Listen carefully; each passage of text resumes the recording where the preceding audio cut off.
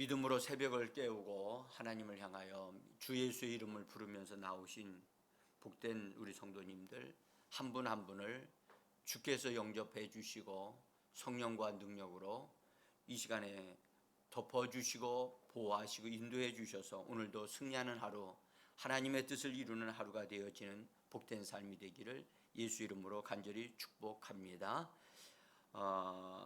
제가 지금 병이 낫지 않는 이유에 대해서 말씀을 드리는 가운데 바울이 받은 고난에 대한 부분을 우리가 조금 더 이해를 해야 되겠다라는 생각이 들어서 바울이 받은 고난이 그냥 된 것이 아니라는 것을 우리가 알고 바울에게 주어진 육체의 가시, 그것은 질병이 아니라 바울을 하나님이 부르실 때에 바울의 아예 하나님에 의해서 그가 고난을 받는 삶이 정해졌다는 사실을 이렇게 같이 좀 보기를 원하고, 바울은 그가 하나님의 말씀과 하나님의 계시를 받고 또 하나님의 역사 이 땅에 그 말씀이 온전케 되어지는, 성경을 온전케 하는 그런 사역도 감당을 해야 하기 때문에 그가 집중하여 기도하는 삶을 살았던 사람입니다. 그러면서 그의 몸이 그렇게 튼튼하지는 않았던 것 같아요. 그러나 그가 질병에 걸려서 진짜 어떤 분의 말씀과 같이 안질에 걸려가지고 눈에서 고름이 흘러내려오는 그런 눈을 가지고 복음을 전했다. 도저히 믿어지지 않는, 믿을 수 없는 그런 얘기고요. 또 어떤 분의 얘기와 같이 간질병에 걸려가지고 복음을 전하다가 쓰러져가지고 허우적거리다가 다시 일어나서 복음을 전했다고 하는 이런 정말 회개망측한 하나님의 복음을 또 하나님의 역사를 손상시키는 이런 것은 절대 교회가 용납해서는 안 되겠다 하는 것을 말씀을 드리면서 잠시 바울이 받은 고난에 대한 부분을 좀 우리 접근해 보기를 원합니다. 사울로서 예수님을 박해하는 일이 자기로서는 그때 당시에 그것이 그가 믿는 하나님을 위한 일이라고 생각을 하고, 그 당시에 바리새인들 또 그런 유대인들이 예수 믿는 자들을 이단으로 여겨서 박해를 하고 하는 그것은 그 당시의 유대인들의 사회에서는 당연한 것이 되어졌다고 저는 봅니다. 예수님에 대한 것을 이해를 하지 못하고 그렇기 때문에, 그래서 사울이 자원해서 내가 예수 이름을 부르는 자들을 사로잡아서 내가 자기가 감옥에도 가두고 그렇게 하겠다 해서 대제사장에게 가서 위임장을 부여받고 심지어 해외까지 나가서 박해하는 일에 앞장서서 일을 하는 자가 되어졌습니다. 그가 다메섹이라고 하는 지역에도 가서 예수 이름을 부르고 예수를 믿는 자들을 색출하기 위하여 가다가 그 가는 길에, 그것도 밤도 아니고 대낮에 가다가 예수님을 빛 가운데서 만나게 되어집니다. 그 빛 가운데서 주의 음성이 들립니다. 그 음성은 우리 여러분들이 잘 알듯이 사울아 사울아 네가 어찌하여 나를 박해하느냐 하는 음성이었습니다.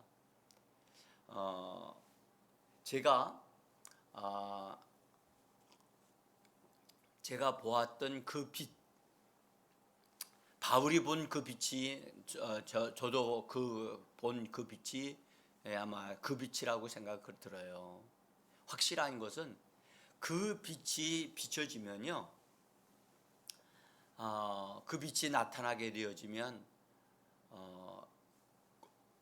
아무 꼼짝을 못해요. 꼼짝을 못한다고요. 그 빛은 이런 태양빛도 아니고 이런 불빛도 아닙니다. 정말 영광스러운 빛인데 그 빛은 굉장히 온화하면서도 강력한 힘을 가지고 있어요. 그래서 저도 그 빛을 받았을 때 나가 떨어졌거든요. 그리고 그 빛 가운데서 저도 음성을 들었어요. 그 음성은 엄청나게 우렁차면서도 이렇게 사로잡는 능력이 있어요. 사울도 사울이 경험한 그것을 저는 이해를 해요. 그도 역시 눈이 그 당시에 그 빛이 너무나 강력했기 때문에 눈이 멀고 그리고 쓰러졌지요. 그때에 주님이 그 사울에게 하신 말씀 가운데 네가 행할 것을 이룰 자가 있다, 준비되어 있다 라고 하시는 말씀을 하십니다. 주님이 지금 만나고 계시는데 네가 할 일을 알려줄 사람이 있다, 준비되어 있다고 하시면서 사람을 기다리라고 하는 메시지를 주신단 말이에요. 우리는 여기서 하나 꼭 기억해야 될 것은 교회의 역사는 직접 주님이 이렇게 임하셔서 나타나실 수도 있지만 하나님은 사람을 통해서 이미 하나님을 알고 있는 사람을 통해서 역사하시는 분이라는 것을 이 사울에게 가르쳐 주시고 계시는 겁니다. 그래서 교회 생활을 하게 되어지면 사람들과의 관계가 바르게 형성이 되어집니다. 그러니까 교회 다니는 예수님 안에 들어오는 사람들은 반드시 새로운 그 가치관을 가지고 사람들과의 관계가 엉클어진 관계가 아니라 그것이 새롭게 정립이 되어져서 바른 관계로 형성되어지게 하시는 분이 바로 하나님이시라는 것입니다. 자, 그래서 거기 6절에 사도행전 9장 6절에 너는 일어나 시내로 들어가라 네가 행할 것을 이룰 자가 있으리라 하시니 라고 말씀합니다. 그래서 제가 거기 표준 세번역 성경도 번역을 거기 올려놨는데요. 네가 해야 할 일을 일러줄 사람이 있을 것이다. 그래서 주님이 직접 일을 하지 아니하시고 이미 하나님에게 속한 예수님에게 속한 사람을 통해서 일을 하시는 주님임을 가르쳐 주고 계십니다. 이것은 오늘날 우리가 신앙생활 하는 데 있어서 정말 중요하다고 생각해요. 그래서 이 바울이 눈이 멀고 그래서 그 다메섹에 있는 지역에 들어가서 금식을 하는 거지만 사실은 마음적으로 그는 먹을 수 없지요. 예? 자기가 이게 여태까지 한 일이 예수님을 핍박한, 사실은 예수님을 대놓고 핍박하지 않았거든요. 예수 믿는 사람들을 핍박했는데 예수님은 말씀하기를 너는 나를 왜 핍박하느냐고 말씀하시는 거예요. 여기에 바울이 이 말씀을 들으면서 이 말씀하신 그분의 의도를 아마 분명히 깊이 생각했을 거예요. 예수 믿는 사람들, 예수의 이름을 부르는 사람들을 핍박하는 것은 예수님을 핍박하는 것이라는 사실을 그가 거기서 깨달았을 겁니다. 어쨌든 그가 금식하면서 기다리고 있는 가운데 사람을 기다리고 있었지요. 주님이 함께 오시는 사람, 주님이 보내시는 사람, 그 사람을 기다리고 있는 거예요. 여러분들, 우리도 하루하루 우리가 이 땅에 살면서 주님이 사람을 통해서 일을 하시는 것을 우리는 잘 살펴볼 수 있어야 돼요. 사람을 통해서, 믿는 사람을 통해서 주님이 일을 하신다. 믿는 자들을 감동시키시고 그들에게 뭔가를 계시를 주셔서 누구를 만나게 하시고 한다는 이런 것, 사람을 통해서 일하시는 주님. 그러면서 주님이 아나니아라고 하는 사람을 주님이 직접 그가 기도하는 가운데 주님이 아나니아에게 나타나셔서 사울을 만나라고 말씀을 하십니다. 역시 이 아나니아도 이미 이 사울이라고 하는 사람이 행하는 일들을 다 듣고 알고 있었어요. 핍박하고 사람들을 붙잡아 간다는 사실을. 그래서 예수님에게 그 얘기를 하니까 예수님은 전혀 다른 말씀을 하시는 거예요. 오늘 여러분들 성경 읽으면서 보셨을 거예요.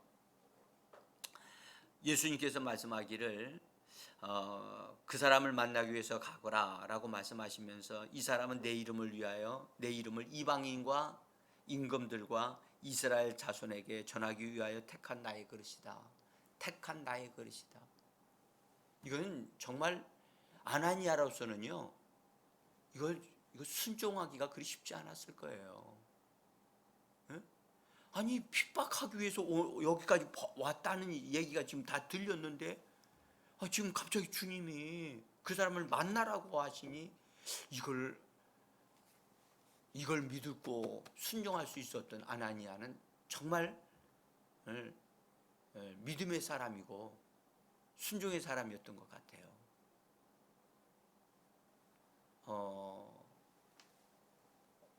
그러면서 말씀하시기를 내 이름을 이방인과 임금들과 이스라엘 자손에게. 여러분들, 여기서 예수님이 아나니아에게 이런 말씀을 구체적으로 하시는 것은 아나니아가 사울에게 이런 말을 해 주기를 원하셨던 거겠지요. 근데 첫 번째로 사울이 해야 될 것은 예수의 이름을 사람들에게 알리는 일을 하는데, 첫째가 이방인이고 두 번째가 임금들이고 세 번째가 이스라엘 민족이에요. 이것이 사울인 바울에게 주어진 사명이에요. 사명도 순서가 있잖아요. 첫 번째 이방인들을 향하여 가야 되는 거예요. 근데 사울의 삶의 현장은 이방인들이 먼저가 아니었고 유대인들이 먼저였거든요. 그러니까 방향 전환이 필요한데 그 방향 전환을 하기까지가 여러 가지 과정이 남아 있겠죠. 그를 통해서 바울이 배우는 겁니다. 자, 그래서 아나니아가 주님의 명령을 받아서 이제 가게 되어지는데, 특별히 그런 말씀을 하셔요. 16절에 우리 같이 한번 읽어봅시다. 그가 내 이름을 위하여 얼마나 고난 받아야 할 것을 내가 그에게 보이리라. 여기에 주님은 이 사울이 주님을 위해서 일을 하는 사람이 되어졌는데, 그것도 많은 고난을 받아야 할 것이 이미 그에게 정해졌어요. 고난 받는 길이 정해졌어요. 그래서 주님은 유대인들이 사울을 공격할 수 있는 그것을 취소시키지 않았다는 이유를 이해를 하게 되어지는 거예요. 이 사울인 바울이 주님 앞에 주님, 이 고난이 나에게 너무 심해요. 내 민족이 나를 핍박하는 것, 이것이 나에게는 너무 힘든 일입니다. 이것이 나에게서 좀 떠나가게 해달라고 3번씩이나 기도했잖아요. 근데 주님은 그것에 대해서 허락하실 수가 없었던 거예요. 왜냐하면 그가 부름을 받을 때, 사명으로 부름을 받을 때 유대인들로부터 고난 받는 것이 그에게 정해졌기 때문이에요. 그래서 내 은혜가 너에게 족하다, 내 은혜가 너에게 족하다 하신 말씀이, 주님은 다른 말씀을 하실 수가 없었던 거죠. 그 말씀이 모든 것이었어요. 자, 그래서 이 아나니아가 순종하여 그 다메섹에 있는 그죠, 직가라고 하는 거리에 가서 유다의 집에 머물고 있는 사울을 만나게 됩니다. 만나서 그에게 말씀을 전하면서 그에게 안수하여 또 기도할 때 사울이 눈에서 비늘 같은 게 떨어지면서 보이고 변화가 일어나고 거기서 침례를 받고 주 예수의 이름을 부르고 이런 놀라운 일들이 이제 일어나게 되어집니다. 그때 바로 성령의 충만을 받게 되어지고, 성령의 충만이 혼자서 되도록 하나님은 바울에게 역사하지 않았어요. 그래서 우리는 하나 알아야 될 것은 성령의 충만함도 처음에 되어질 때 역시 성령의 충만함을 받고 있었던 아나니아를 통해서 성령을 받을 수 있도록 하나님이 그 원리를 그대로 사울인 바울에게 가르쳐 주셨다는 사실입니다. 그래서 우리는요, 성령 충만한 자를 통해서 성령이 이게 다른 사람에게로 이렇게 충만되어지도록, 다른 사람을 충만되게 한다는 사실을 우리가 꼭 기억하셔야 돼요.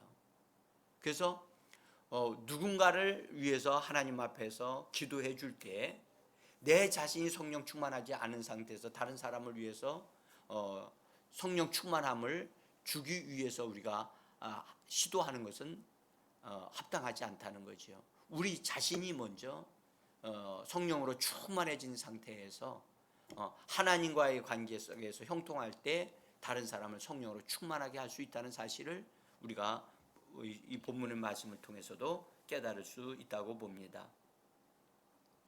자, 어쨌든 이때에 사울이 성령으로 충만함을 받고 방언을 말하는 자가 되어졌고 방언으로 기도하는 사람이 되어졌습니다.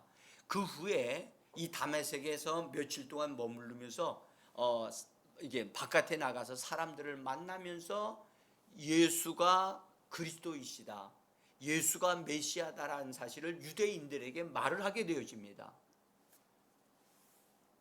자, 이것이요, 여러분들, 핍박하기 위해서, 사람들을 잡아가기 위해서 왔던 사람이 지금 예수를 전하고 있는 상황 속에 그런 사람을 만날 때 유대인들이 당황할 수밖에 없었어요. 그래서 더구나 예수가 그리스도다, 메시아다라고 하는 사실을 유대인들에게 전할 때 유대인들이 받은 충격은요 굉장했어요. 우리가 생각하는 것 그 이상의 변화가 여기에 있었죠. 그래서 유대인들의 반응을 성경은 이렇게 기록하고 있어요. 23절 24절입니다. 여러 날이 지나면 유대인들이 사울 죽이기를 공모하더니 그를 죽이려고 밤낮으로 성문까지 지키거늘. 여러분들, 우리 한번 이 말씀에서 유대인들이 사울을 죽이려고 함께 모여서 서로 어떻게 해서 사울을 죽이자고 공모했다는 거예요. 이건 적은 문제가 아니에요. 그냥 사울이 지금 예수를 믿는다, 예수님을 전한다는 그런 정도의 수준이 아니었다는 거죠. 그들에게, 유대인들에게 받은 그 충격은 예수가 메시아다라고 얘기하면서 강력하게 말하는 이 바울을 그들이 만나고 체험하면서 그들이 느낀 것은 뭐냐? 이 바울을 이대로, 사울을 이대로 두면 안 된다. 이것은 유대인으로 말하면 이것은 완전히 잘못 빗나간 사람이니까 죽여야 한다는 거예요. 죽여야 한다. 여러분들 참 놀랍지 않습니까? 예수님을 만나고 복음을 전하기 시작한 이 사울에게 유대인들은 어떤 반응을 하느냐? 죽이는 일이, 죽이려고 하는 그런 일이 유대인을 통해서 일어나고 있다는 거죠. 정말 저는 이 부분을 좀 다시 봐야 되겠다 하는 마음으로 이 성경을 좀 다시 봤어요.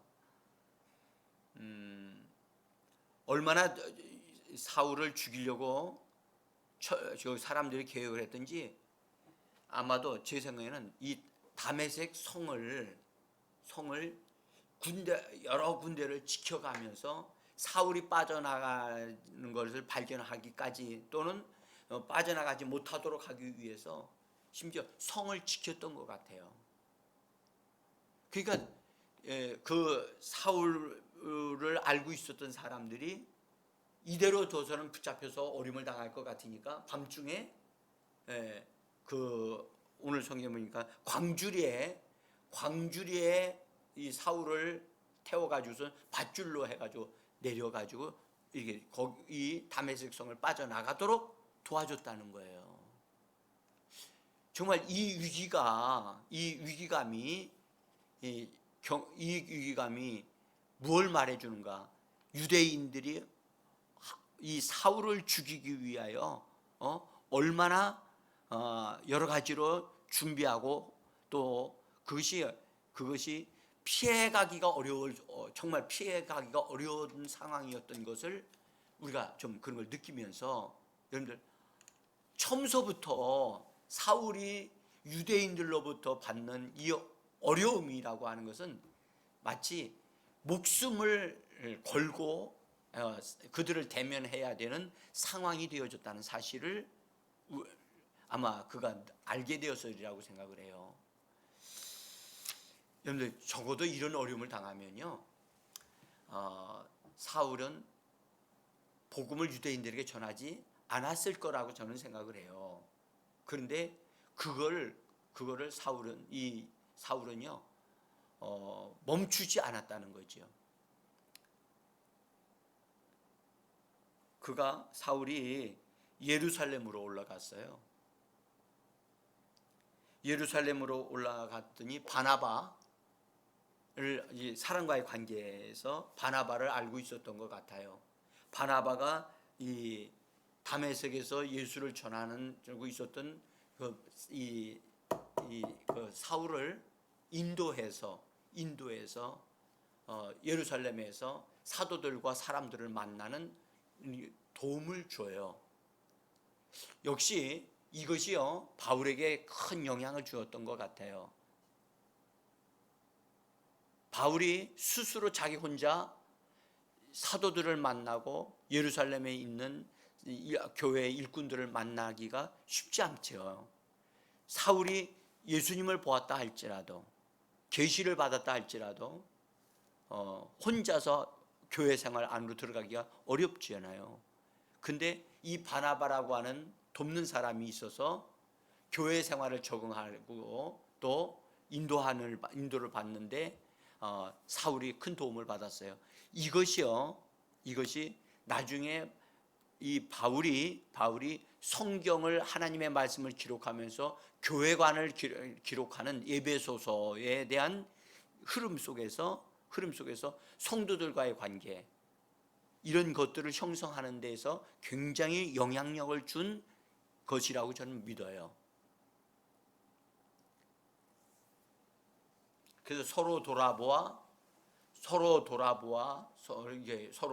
격려하고 위로하고 그런 말씀들을 기록하는데 교회 생활에서 시작할 때에 바울을 도왔던 바나바 그 역할을 통해서 배웠다고 저는 생각을 해요. 자, 그래서 예루살렘에 올라가서 담대하게 사람들과 유대인들과 이야기를 하는 거예요. 복음을 전하면서. 그 중에는 예수를 믿는 사람도 있고 예수 믿지 않는 사람도 있었는데, 바울은 하여튼 예수님을 만났던 그 뜨거움이 있었겠죠. 예? 그래서 가서 그들하고 이야기를 했는데, 또 여기서 이렇게 기록합니다. 여기 사도행전 9장 29절에 보니까, 또 주 예수의 이름을 담대히 말하고 헬라파 유대인들과 함께 말하며 변론하니 그 사람들이 죽이려고 힘쓰거늘. 이 예루살렘에서 새롭게 만나는 사람들인데 헬라파 유대인들이라. 이 사람들은 외국에서 태어나 가지고 이스라엘에 왔다 갔다 하는 사람들이거든요. 근데 그들에게 복음을 전하니까, 그러면 이 사람들이 이 핍박자인 사울이 예수님을 만나 변화됐다 해서 환영해 하고 막 이렇게 될 줄 알았는데, 이 사람들이 또 죽이려고 하는 거예요.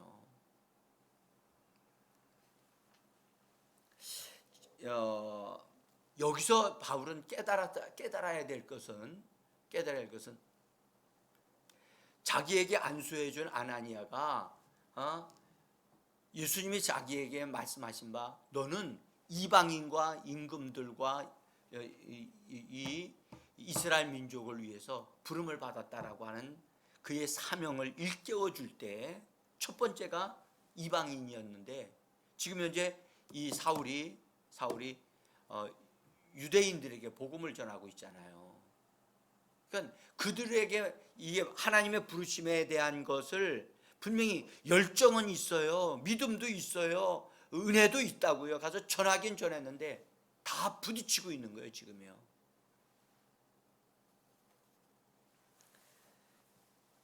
그때에 이 나중에 이제 이 사울이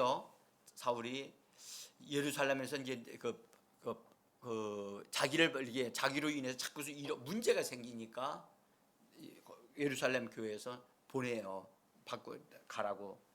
다메섹이 아니라 다소로 내려가거든요. 그래서 거기서 이제 기도 생활을 하고다가 다시 이제 예루살렘에 올라와서 만나게 되어지는데, 그때 예루살렘에 와서 기도할 때에 주님이 이 사울에게 그가 이방인들에게 보내심을 받기 위하여 네가 부름을 받았다는 것을 가르쳐 주십니다. 자, 거기 사도행전 22장 18절에 있는 말씀을 한번 보겠습니다. 첫 번째 장 거기 맨 밑에 있습니다. 봄에 주께서 내게 말씀하시되 속히 예루살렘에서 나가라. 그들은 네게 대하여 듣지 아니하리라 하시거늘. 21절 나더러 또 이르시되 떠나가라. 내가 너를 멀리 이방인에게로 보내리라 하셨느니라. 사울이었던 바울이요, 이방인에게로 목표를 삼고 방향을 돌이키기까지요, 바울도 시간이 걸렸어요. 그가 부름을 받자마자 이방인에게로 향한 것이 아니었단 말이죠. 그도 자기 민족에게로, 자기가 핍박했던 예수였기 때문에 자기 민족에게 정말 언어도 잘 통하고 있는 그들에게 복음을 전하기 위해서 힘썼지만, 결국 그 자기 민족을 통해서 자기에게 온 것은 뭐냐? 핍박이었고 살인, 죽음을 느끼는 위협이 느껴졌던 것이죠. 그래서 동족을 위해서, 동족을 사랑하는 것은 틀림없습니다, 바울이. 그런데 동족에게서부터 돌아오는 것은 위협이었고 죽음이었습니다. 그래서 나중에 주님의 이 말씀을 깊이 이해하고 그가 이방인에게로 방향을 틀게 되어집니다. 제가 이 부분을 정리를 하면서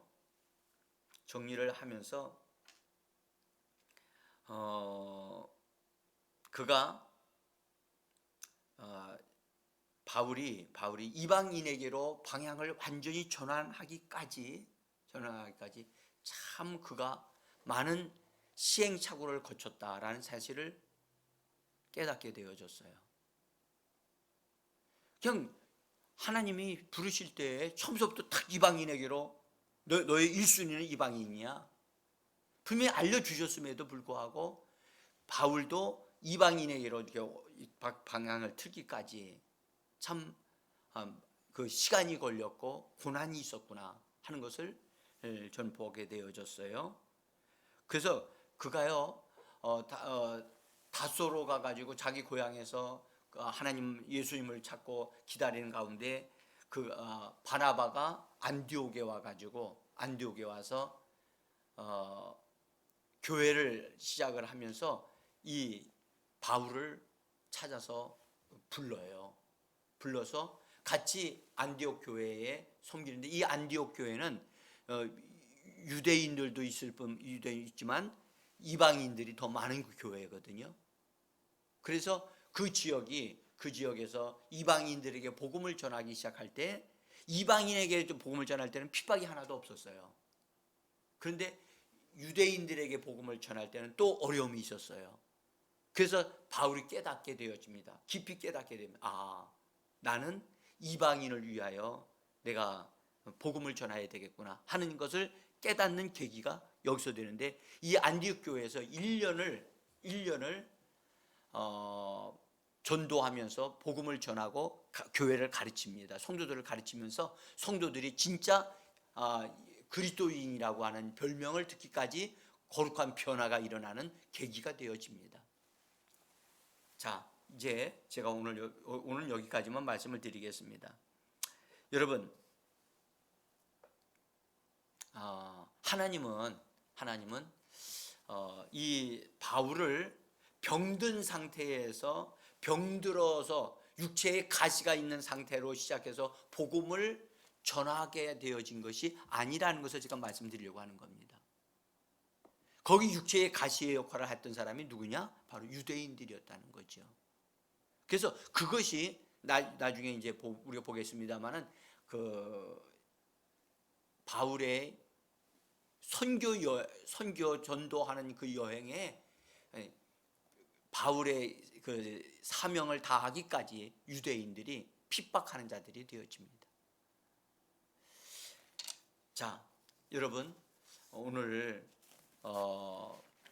우리는 위대한 하나님의 사람 바울을 보면서 바울이 고난 가운데도 주님을 찾고 자기 사명을 따라서 가기까지, 사도 바울도 여러분들 시간이 걸렸고 또 그렇게 온전하게 순종하기까지 그리 순탄치 않았다는 사실을 보면서 우리도 주님 따라가는 그 길, 힘들지만 믿음으로 순종하면서 따라가는 우리 모두가 되어지기를 간절히 원합니다. 기도하겠습니다.